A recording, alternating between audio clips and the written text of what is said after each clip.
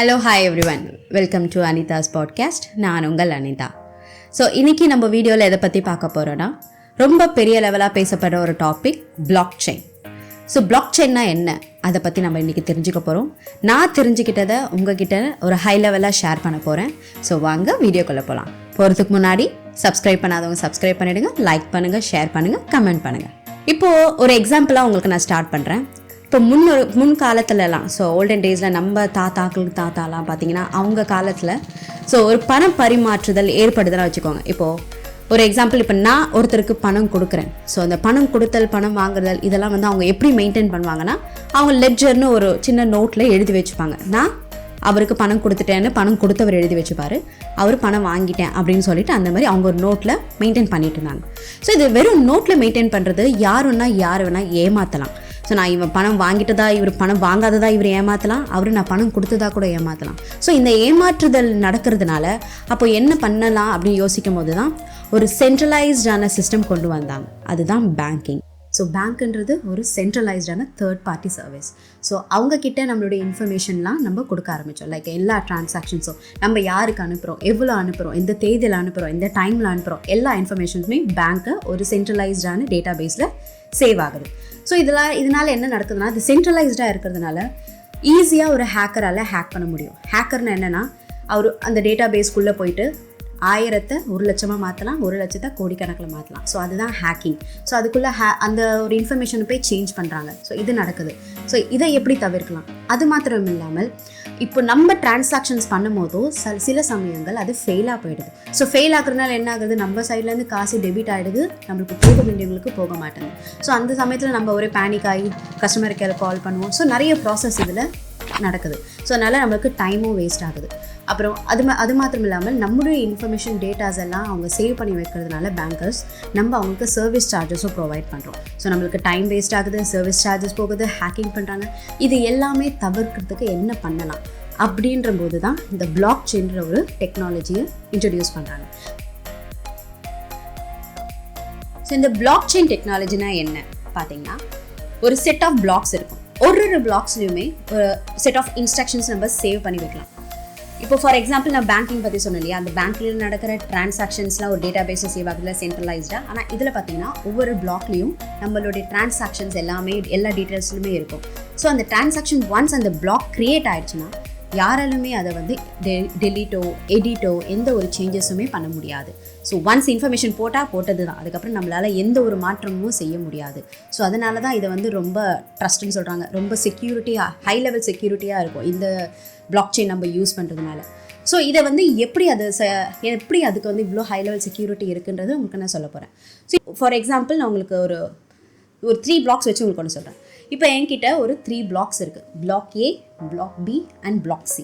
So இந்த first பிளாக்ல பார்த்தீங்கன்னா என்ன இன்ஃபர்மேஷன் இருக்குன்னா, இப்போது ஒரு பேங்கிங் இன்ஃபர்மேஷன் பார்த்தீங்கன்னா ஒரு டிரான்சாக்ஷனோட இன்ஃபர்மேஷனோட டேட்டாஸ், யாருக்கு அனுப்புனா, என்ன அமௌண்ட் அனுப்புனாங்க, அந்த ஒரு இன்ஃபர்மேஷனும்.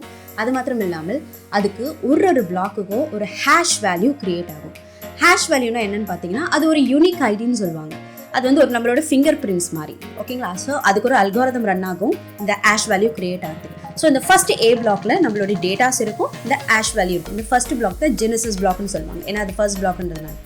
ஸோ இப்போ என்னன்னா, அதோட அந்த பிளாக்கோட கனெக்ட் ஆகிருக்க ஒவ்வொரு பிளாக்லையுமே என்ன இன்ஃபர்மேஷன்ஸ் இருக்குன்னா, இந்த ஃபர்ஸ்ட் பிளாக்லோடைய அதோட காப்பி எல்லா பிளாக்ஸுக்குமே இருக்கும். அது மாத்திரம் இல்லாமல் அதோடைய இப்போ இந்த செகண்ட் பிளாக், இந்த பி பிளாக்குக்கு ஒரு ஹேஷ் வேல்யூ இருக்கும், அதுக்கு ஒரு யூனிக் ஐடி இருக்கும். ஸோ ஒவ்வொரு பிளாக்குக்குமே ஒவ்வொரு ஹேஷ் வேல்யூ இருக்கும்.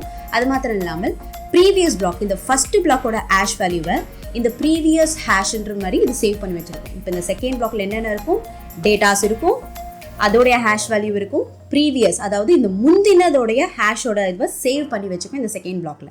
ஓகேங்களா? இப்போ தேர்ட் பிளாக்ல என்ன இருக்கும், இந்த செகண்ட் பிளாக்கோட ஹேஷ் வேல்யூ, அதாவது இந்த தேர்ட் பிளாக்ல அதனுடைய டேட்டா இருக்கும், இதனுடைய ப்ரீவியஸ் ஹேஷ் வேல்யூ இருக்கும், அதனுடைய ஹேஷ் வேல்யூ இருக்கும்.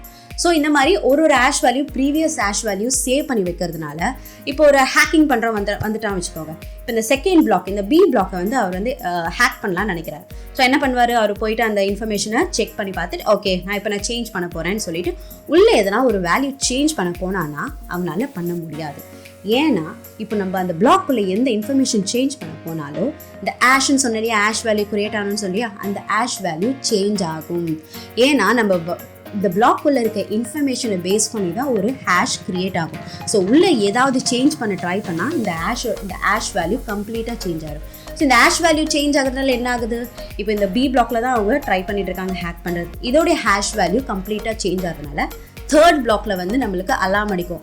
என்னடா ப்ரீவியஸ் ஹேஷ் வேல்யூ என்ன மாறி இருக்கேன்னு சொல்லிட்டு தேர்ட் பிளாக்ல இருந்து நம்மளுக்கு ஒரு அலாம் வரும், ஒரு ஃபால்ஸ் நோட்டிஃபிகேஷன் மாதிரி இன்வேலிட் அப்படின்னு வரும். ஸோ இது வந்து அடுத்தடுத்த பிளாக்ல இது செயினாக இருக்கும். ஒரு பிளாக்ல இருக்க இன்ஃபர்மேஷன் ஒரு காப்பி அப்படியே பக்கத்தில் இருக்கிறதுனால இது அப்படியே செகண்ட் பிளாக்லேயே ஸ்டாப் ஆகிடும். அவனால் எந்த ஒரு ஹேக்கிங்குமே பண்ண முடியாது, எந்த ஒரு டீட்டெயில்ஸுமே சேஞ்ச் பண்ண முடியாது. அதனால இது ரொம்ப ஹை லெவல் செக்யூரிட்டின்னு சொல்கிறாங்க. ஸோ இந்த பிளாக்ஸில் பார்த்தீங்கன்னா இந்த ஹேஷ் வேல்யூ யாராலுமே ஹேக் பண்ண முடியாது. ஸோ இதை ஹேக் பண்ணணும்னு நினச்சாங்கன்னா சரி ஏதோ ஒரு வழியில் ஹேக் பண்ணிடுறாங்க அப்படின்னா இதில் இன்னொன்றும் பண்ணுறாங்க, ப்ரூஃப் ஆஃப் ஒர்க். அந்த ப்ரூஃப் ஆஃப் ஒர்க்ன்றது அது ஒரு செட் ஆஃப் குவிஸ் மாதிரி, அது ஒரு அல்காரிதம் மூலியமாக தான் உருவாகுது. ஸோ அந்த ப்ரூஃப் ஆஃப் ஒர்க்கையும் அவங்களால ஹேக் பண்ண முடியாது. அது மாத்திரம் இல்லாமல் இது மூணாவது என்ன பார்த்தீங்கன்னா இது ஒரு டிஸ்ட்ரிபியூட்டட் லெட்ஜர். டிஸ்ட்ரிபியூட்டட் லெட்ஜர்னா இந்த பிளாக்கோட வேல்யூ இப்போ நான் இது எப்படி ஃபார்ம் ஆகும்னு பார்த்தீங்கன்னா இப்போ நீங்கள் நான் ஒரு 10-30 பேர் சேர்ந்து ஒரு குரூப் ஆஃப் நெட்வொர்க்கு க்ரியேட் பண்ணால் தான் அந்த பிளாக் செயின் இருக்கும். ஓகேங்களா? ஸோ இங்கே நம்ம எல்லாமே சேர்ந்து தான் ஒரு நெட்வொர்க், அதுக்குள்ளே நம்ம பிளாக் செயினை வச்சு இந்த டிரான்சாக்ஷன்ஸ் பண்ணுறோம். ஸோ இந்த ஃபர்ஸ்ட் பிளாக்ல என்ன சேஞ்ச் நடந்தாலும் அடுத்த 30 பேருக்கும் அது செயினாக இருக்க ஒவ்வொரு 30 பேருக்குமே அந்த காப்பீஸ் வந்து போயிடும். ஸோ நம்ம என்ன சேஞ்சஸ் பண்ணாலும் நம்மளுக்கு எல்லாருமே இந்த நம்மளோட டிஸ்ட்ரிபியூட்டடாக இருக்கிற எல்லாருக்குமே நம்மளுக்கு இன்ஃபர்மேஷன் தெரிய வரும். ஸோ யார் ஹேக்கிங் பண்ண வந்தாலும் அடுத்த 30 பேரும் சொல்லுவான் அது தப்பான ஆஷ் வேல்யூ மாறி இருக்கு. ஸோ எந்த ஒரு சேஞ்சஸுமே அவனால் பண்ண முடியாது. ஸோ இவ்வளோ இன்ஃபர்மேஷன்ஸ் இவ்வளோ செக்யூரிட்டி இருக்கிறதுனால தான் இந்த பிளாக் செயினை நடைமுறைப்படுத்தலாம்னு சொல்லிட்டு பேசிகிட்டு இருக்காங்க. ஸோ இப்போ நம்ம இதில் இந்த பேங்கிங்கில் இந்த பிளாக் செயின் இல்லை, ஆனால் ஃப்யூச்சரில் 2030க்கு மேலே இந்த பிளாக் செயின் டெக்னாலஜி கொண்டு வரலாம், அதுக்கு வாய்ப்புகள் இருக்குது. பேங்கிங் மாத்திரம் இல்லைங்க, இந்த பிளாக் செயினை எல்லா விஷயத்துலையும் கொண்டு வரலாம். ஸோ நம்ம இன்னொரு யூஸ் கேஸ் பார்க்கலாம். இது வந்து ஓட்டிங் பற்றி. ஸோ இப்போ ஓட்டிங்கில் நம்ம நடைமுறையில் என்ன நடக்குதுன்னா நம்ம ஒரு ஓட்டிங் பூத்துக்கு போகிறோம், அங்கே நம்மளோட இன்ஃபர்மேஷன்ஸ் எல்லாம் செக் பண்ணிவிட்டு நம்ம இவிஎம் மிஷினில் நம்ம ஓட்டிங்கை காஸ்ட் பண்ணணும். ஸோ எல்லாரும் அந்த மிஷினில் அவங்களோட ஓட்டிங்கை காஸ்ட் பண்ணுவாங்க. ஸோ இந்த ரிசல்ட்டுக்காக வெயிட் பண்ணுற அந்த ஒரு கேப் இருக்கு இல்லையா, அந்த கேப்பில் இந்த இவிஎம் மிஷினில் என்ன வேணால் நடக்கலாம். ஸோ யாராவது கள்ள ஓட்டுகள் போடுறதுக்கு ட்ரை பண்ணலாம், அப்படி நடக்குதுன்னு சொல்கிறாங்க, நமக்கு தெரியாது. ஸோ அந்த மாதிரி கள்ள ஓட்டுகள் போடுறதுக்கு ட்ரை பண்ணுறாங்க. ஸோ இந்த ஒரு கள்ள ஓட்டுகளை எப்படி தவிர்க்கலாம்னா நம்ம இந்த பிளாக் செயின் இன்ட்ரடியூஸ் பண்ண வச்சுக்கோங்களேன். ஃபார் எக்ஸாம்பிள் நம்ம எலெக்ஷன் கமிஷனே ஸோ ஒரு பிளாக் செயினை உருவாக்கி அதுக்குள்ளே ஒரு செட் ஆஃப் கம்யூனிட்டிக்குள்ளே நம்மளை ஓட் பண்ண சொல்கிறாங்க. ஸோ அது ஒரு ஆப் மூலியமாக கூட இருக்கலாம். ஸோ அந்த ஆப்பில் நம்ம லாகின் பண்ணி நம்மளுடைய க்ரிடென்ஷியல்ஸ் எல்லாம் கொடுத்து உள்ளே போயிட்டு நம்மளோட ஐடென்டிட்டி எல்லாம் செக் பண்ணிவிட்டு நமக்கு ஃபேவரான ஒரு பார்ட்டிக்கு நம்ம ஓட்டிங் காஸ்ட் பண்ணலாம். ஸோ ஒன்ஸ் நம்ம போட்டுட்டோம்னா யாராலுமே எதுவுமே சேஞ்ச் பண்ண முடியாது. இப்போ யாராவது கள்ள ஓட்டு போடணும் அப்படின்னு ட்ரை பண்ணுறாங்கன்னு வச்சுக்கோங்களேன், இப்போ ஒரு பிளாக்ல போய் அவங்க அந்த இன்ஃபர்மேஷன் சேஞ்ச் பண்ண நினச்சாங்கன்னா அவங்களால முடியாது. ஏன்னா அது ஒரு செட் ஆஃப் செயின்ஸ், அந்த பிளாக்ஸ் எல்லாமே மற்ற நெக்ஸ்ட்டில் சேவ் ஆகிருக்கும். ஸோ ஒருத்தன் சேஞ்ச் பண்ணணும்னு நினச்சானா அந்த கம்யூனிட்டியில் இருக்க எல்லா பிளாக்லையும் போய் அவனால் சேஞ்ச் பண்ணணும், அது வாய்ப்பு ரொம்ப கம்மி. அந்த மாதிரி பண்ணுறதுக்கு அவனால் முடியாது. ஸோ இந்த இடத்துல நம்ம அந்த கள்ள ஓட்டுகளை தவிர்க்கலாம். அது மாத்திரம் இல்லாமல் நம்ம அந்த ஓட்டிங்கை நம்ம கொடுக்கறதுனால அது எல்லா இடத்துக்கும் எல்லாருக்கும் தெரியறதுனால நம்மளுக்கு இம்மிடியட்டாக நம்ம ரிசல்ட்டை கூட நம்மளுக்கு பார்க்கறதுக்கு அதிக வாய்ப்புகள் இருக்குது. ஏன்னா நம்மளுக்கு அப்போவே நம்மளுக்கு லைவாக நம்ம யார் எந்தெந்த பார்ட்டிக்கு என்னென்ன ஓட்டிங்ஸ் வருதுன்ற கவுண்ட்டை கூட நம்ம அப்படியே கூட செக் பண்ணலாம். ஸோ இந்த மாதிரி ஒரு நல்ல விஷயம் நம்மளுக்கு இந்த பிளாக் செயின் மூலயமா அந்த ஓட்டிங்கில் நம்மளுக்கு கிடைக்குது. இந்த பிளாக் செயின் மூலயமா நம்மளுக்கு பேங்கிங்கில் இவ்வளோ ஒரு செக்யூரிட்டி கிடைக்குது. அது மாத்திரம் இல்லாமல் இந்த ஓட்டிங்லேயும் கிடைக்குது. ஓட்டிங் பேங்கிங் மட்டும் இல்லாமல் மற்ற இடத்துல எந்தெந்த இடத்துல இந்த டிரான்சாக்ஷன்ஸ் இந்த சப்ளைஸ்லாம் நடக்குதோ எல்லா இடத்துலையுமே நம்ம பிளாக் செயினை பயன்படுத்தலாம். இந்த பிளாக் செயின் பார்த்தீங்கன்னா அது ஒரு நல்ல டெக்னாலஜி, வளர்ந்து வர டெக்னாலஜி. இந்த டெக்னாலஜியை நம்மளுடைய பசங்களுக்கோ நம்ம காலேஜ் படிக்கிற பசங்களுக்கோ நம்ம வளர்ந்து வர நம்ம ஃபியூச்சர் ஜென்ரேஷன் இந்த பிளாக் செயின் பற்றி படித்தாங்கன்னா இது ரொம்ப நல்லா அவங்களுக்கு ஒரு வாய்ப்புகளை உருவாக்கும். இப்போது எம்என்சியில் பார்த்தீங்கன்னா இந்த பிளாக் செயினை பயன்படுத்த ஆரம்பிச்சிருக்காங்க. ஸோ இது வருங்காலத்தில் இது ஒரு பெரிய டெக்னாலஜியாக வரதுக்கு வாய்ப்புகள் நிறையவே இருக்குது. ஸோ பிளாக் செயினை பற்றி தெரிஞ்சுக்கோங்க. இந்த வீடியோ உங்களுக்கு பிடிச்சிருக்கோன்னு நினைக்கிறேன். பிடிச்சிருந்தா லைக் பண்ணுங்கள், ஷேர் பண்ணுங்கள், மறக்காமல் சப்ஸ்கிரைப் பண்ணுங்கள். தேங்க்யூ.